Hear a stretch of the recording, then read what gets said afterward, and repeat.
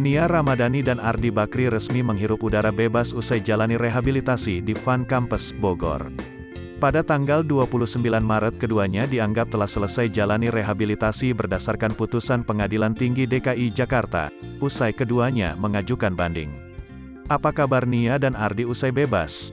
Ternyata Nia Ramadhani tak pulang ke rumah.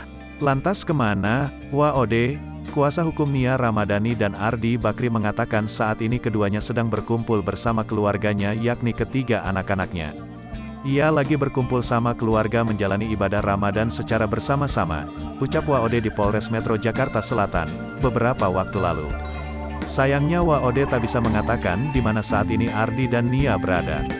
Keduanya dikabarkan sedang berada di suatu tempat private pasca bebas dari pusat rehabilitasi.